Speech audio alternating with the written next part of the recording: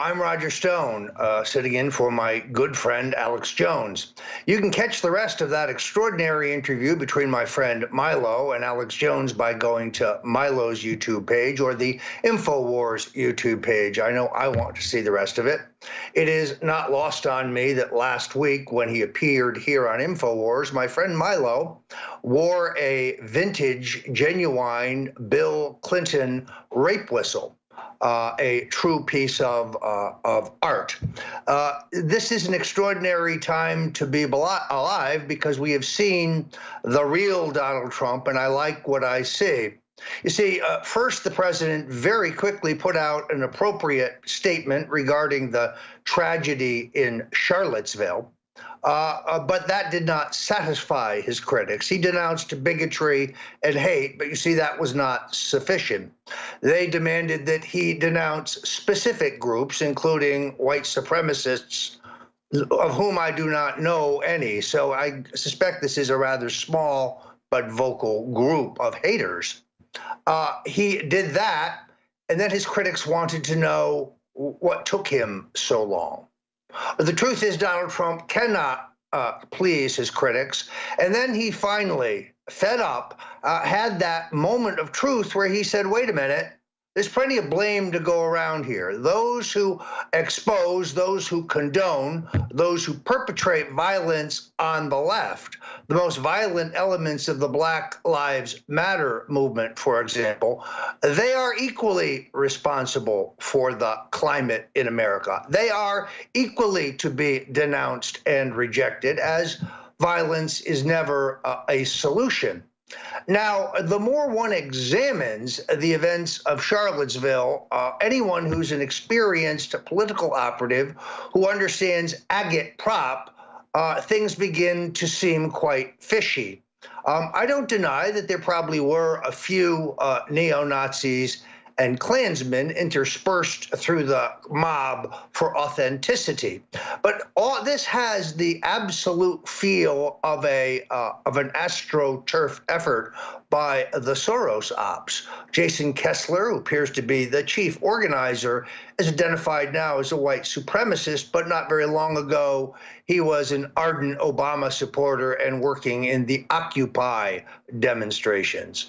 I still have my investigation underway, but others with key ties who are allegedly now Klansmen or skinheads or neo-Nazis have very strange recent activities of activism, I should say, on the political left. Then what are we to make of the Craigslist ad that was found in Charlottesville soliciting actors for an outside drama?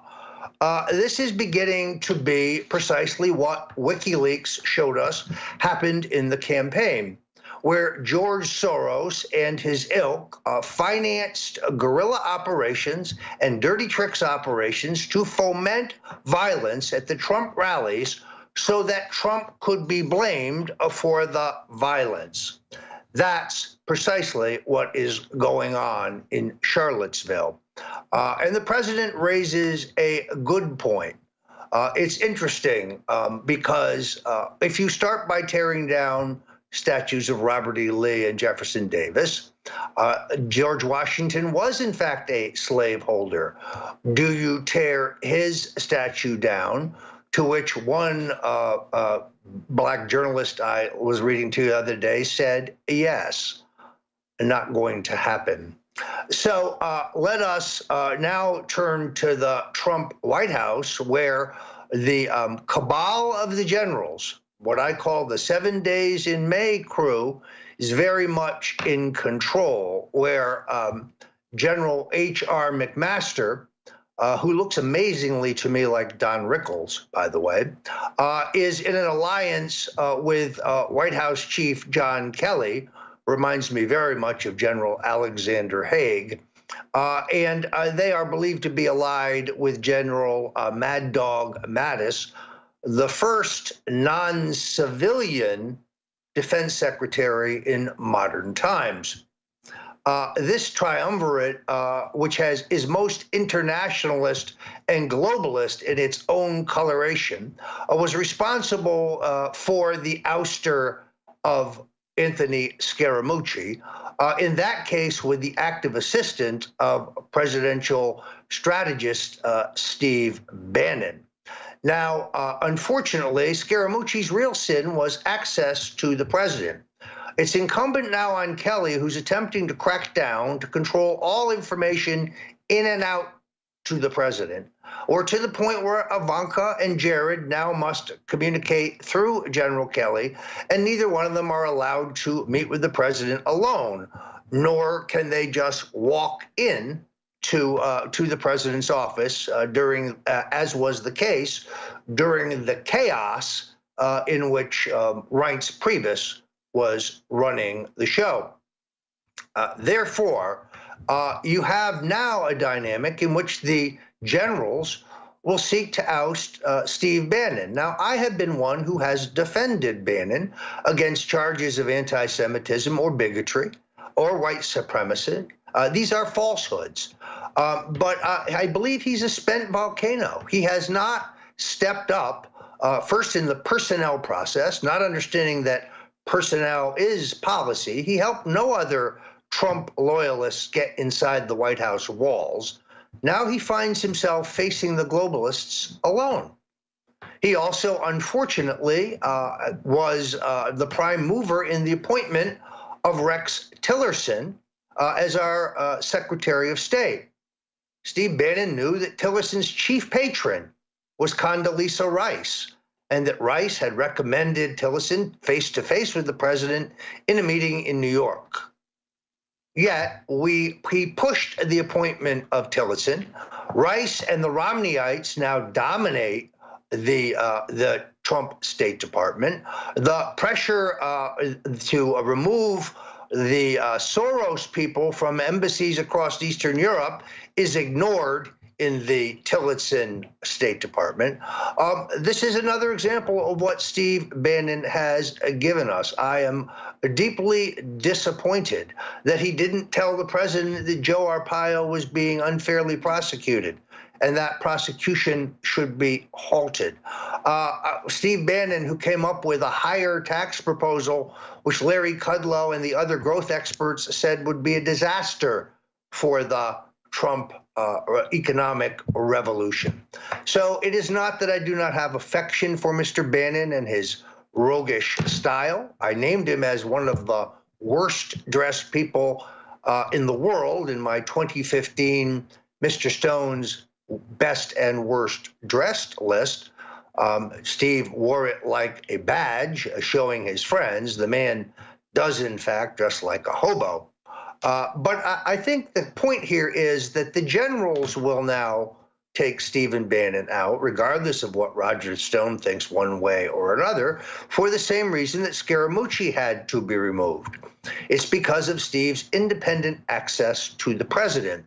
The generals, the 7 days in May crowd, those who are closely aligned with individuals like Robert Mueller and James Comey and the permanent Washington two-party duopoly establishment, still have in essence, a slow-motion coup afoot.